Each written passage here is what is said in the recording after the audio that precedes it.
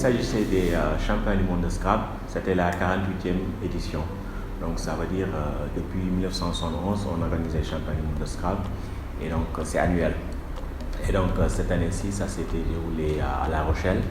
Et donc c'était un championnat du monde qui était très relevé parce qu'il y avait plus de 140 joueurs de première série. Donc les premières séries, c'est 1% de tous les licenciés. Donc c'est les meilleurs joueurs de Scrabble du monde. Et parmi ces 140 joueurs, il y a, disons, tous les champions du monde des 20 dernières années qui étaient là, à l'exception d'un seul. Et les parties étaient exceptionnellement très dures parce que les gens sont tellement forts parfois pour faire la différence entre les premiers. Ça tient un peu de choses. Mais cette année-ci, les parties étaient très difficiles. Et donc, j'ai eu la chance d'être bien inspiré et d'être bien concentré.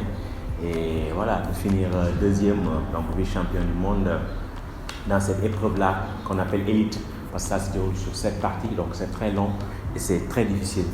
Et voilà, c'est la meilleure place qui a été obtenue, disons, par un Sénégalais, mais aussi par un joueur africain à cette compétition-là.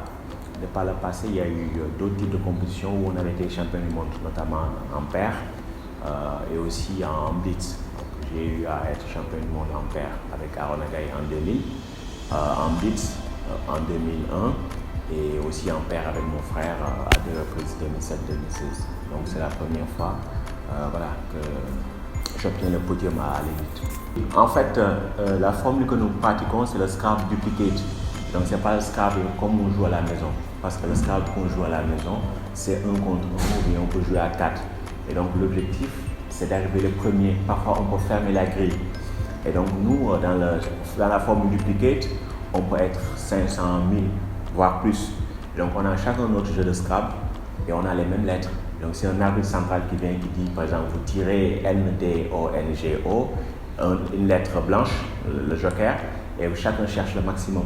Et donc, par exemple, si c'est le premier coup, il y a une seule solution à 70 points. Donc, les champions vont trouver cela. Mais ceux qui ne sont pas très forts, ils auront du mal, ils vont avoir peut-être 16 ou 20. Et donc, ça continue comme ça jusqu'à la fin.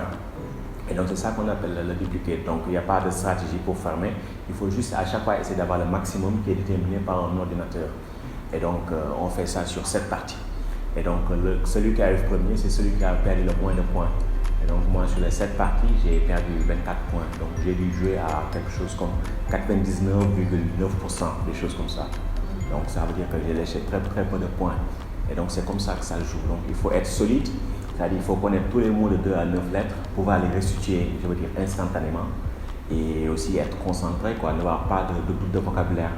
Par exemple, à la fin, il y a un mot dont je n'étais pas sûr, et donc je me suis dit que j'ai lâché 7 points pour ne pas prendre de 0. Parce que si je prenais un 0, peut-être que j'aurais pu finir 4e ou 5e. Et donc j'ai préféré par prudence lâcher les 7 points parce que j'avais 8 points d'avance sur le 3e. Et donc c'est ça. Donc il faut toujours être à jour sur le vocabulaire. Et donc c'est cette formule-là qu'on joue. Donc ça demande beaucoup d'entraînement et aussi beaucoup d'expérience pour pouvoir en arriver là.